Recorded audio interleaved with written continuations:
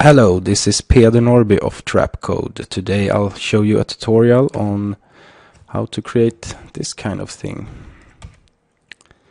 So basically we have a footage that's creating particles, and we're using motion vectors calculated from that footage to drive the initial velocity of the particles. So to complete this tutorial you'll need some way of generating motion vectors. I'm using Revision Twixtor Pro. It has a plugin called Motion Vectors Create. And there's also ways to get motion vectors out of other softwares, but I don't know that really, so I'm going to show you the way that I know.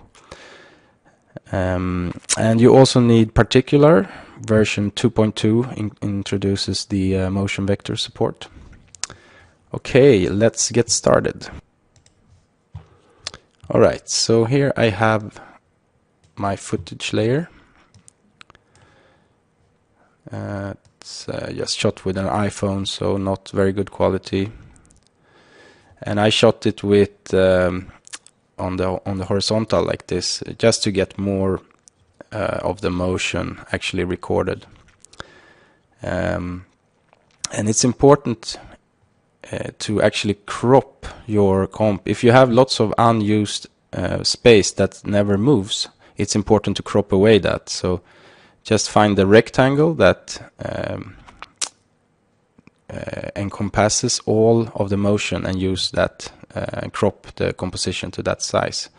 This is because you don't want areas that are not moving. They will only take longer time to render, and you will actually end up with less particles from the motion stuff that way. So, but in this case I already have it pretty well cropped. And also I'm going to use the whole of this clip. Normally you would probably edit in this comp. Let's call this footage. So this is just the basic footage, but in here you could do the cropping and the trimming of the layer. Alright, so this is the footage layer, and I'm just gonna pre-compose this, or I'm using my own method, which is just dropping it onto the comp here. And so this next comp, we call it MV for motion vectors. So it only contains the footage layer so far. And to get motion vectors, it's really simple. If you have the Revision Twixtor, you use this plugin called Motion Vectors Create. Let's see here. So the max displacement is really high, the default. So usually something like 80 or 70 pixels. I think this value is in pixels. Is more reasonable. And now you can see I'm starting to get something here. And if I take, let's see, this last one here, when I just raise my hands really quickly, we can see that if you look in the inspector here, the values for well, the red channel, it's pretty much at half, like 127 the whole time, but the green channel, which corresponds to the y-axis, it changes from 127, 126 down all the way to 0, and you actually never want it to really hit 0. That means it's cropping the or it's saturating. So you could actually increase this a little bit, displacement, so that it doesn't go to 0. Now it anyway went to 0, so increase it a little bit more, and I think that's good enough for me here. And this, I'm not really a professional on this plugin, but so I'm just showing you how I've used it here. But I bet there are some more finessing that you could find out from the Revision guys. I've also noticed that you get some, let's see if I can get that, yeah, these kind of situations where the motion vectors seem to spread out a lot. I mean, the footage, I'm just here, right? So it shouldn't be going all the way out, but that can be fixed by setting down the sensitivity here. And now it's more actually in the areas where I am moving. But yeah, this part I would say talk to the revision guys. They're much better than me at setting this up. There's lots of options here for masks and stuff that I don't really know. One thing I will mention is the track frame. You can either track the previous or the next frame. So previous tracks the motion from where you are to the previous frame, and next to the next frame. And because of that, it's like changing the sign. Let's see if you can see that. So pretty much everything gets inverted on the X and Y axis when you flip this switch, and that's because it's, well, calculating in different directions. And you can keep this at next if you want to use positive values inside particular, but if you want to use previous, you can also use that. Just use negative values, but I'll use next here.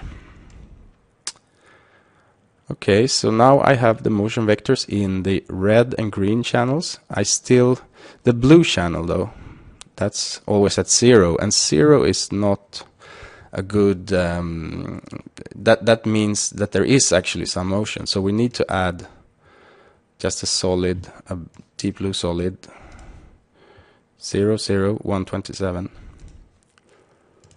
and set the transfer mode to add here. So now we've effectively neutralized the C channel, the in and outwards motion, to just be still. And of course, it would be nice if it could actually calculate the C channel, but it's hard to do from 2D footage. But if you have a 3D application, you might have access to the C motion vectors, which could be really cool, I think. But this is essentially going to be a 2D effect. We can't really move the camera or anything here. Okay,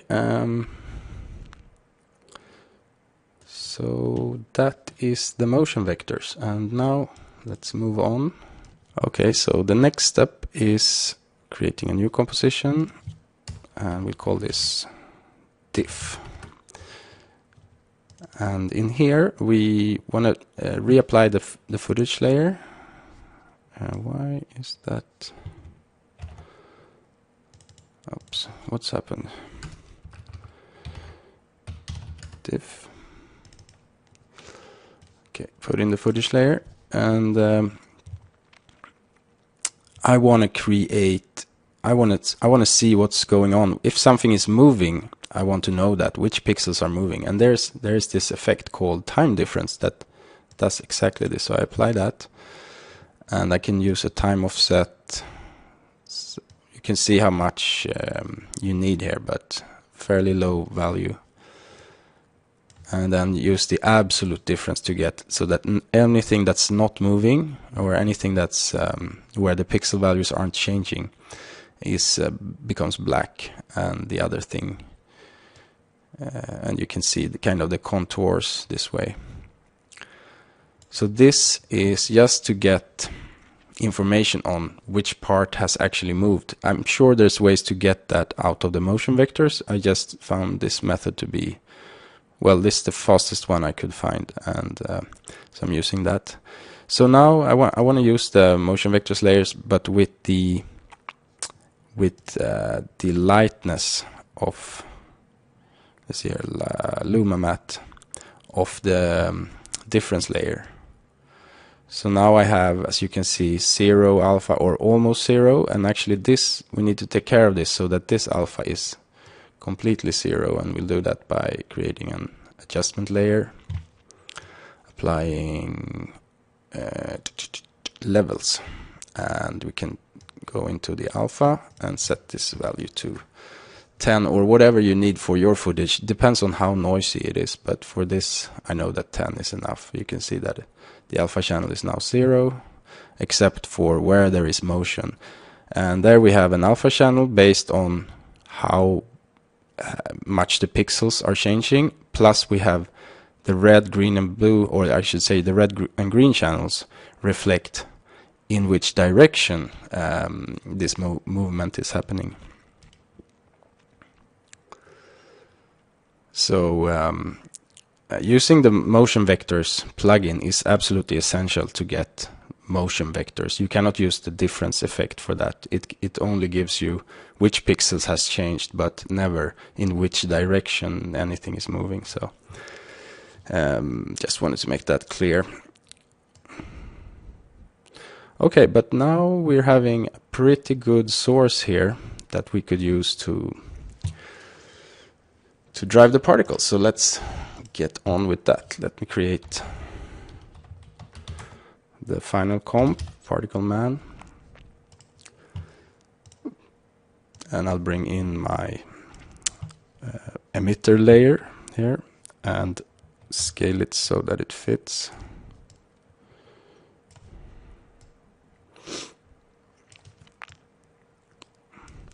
And I also need to switch this into 3D because in particular can only use 3D layers as emitters. Okay, now I create the solid for particular, apply it, grab code particular, and so the emitter type is a layer, right? And the direction, I want to use directional because I want to use the actual motion vectors.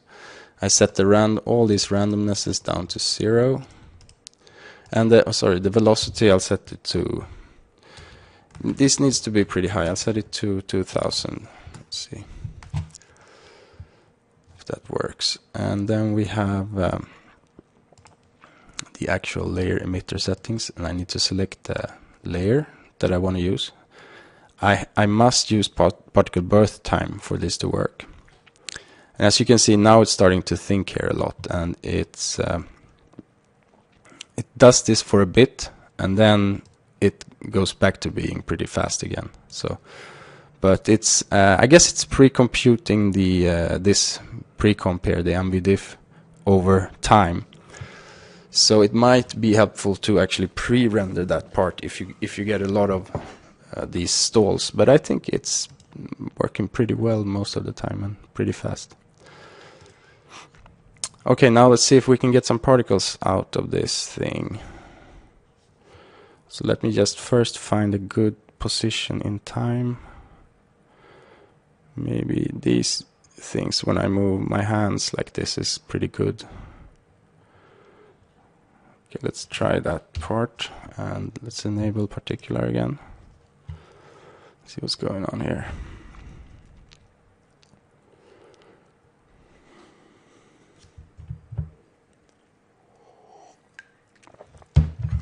So basically we need a bunch more particles, and this, it looks like I forgot the you see, this looks like they're coming towards me, so that indicates the C channel, but it's okay actually. Okay, so something else is wrong.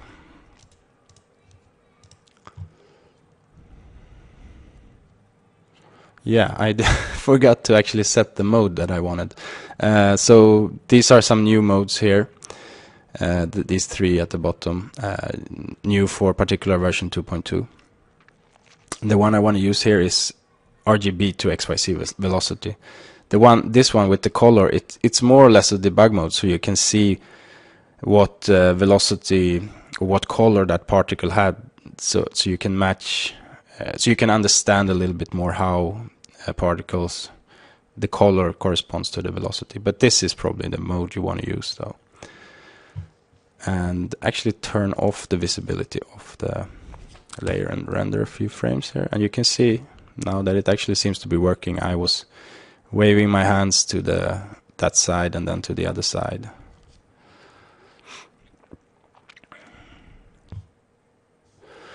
Okay, but we need more particles.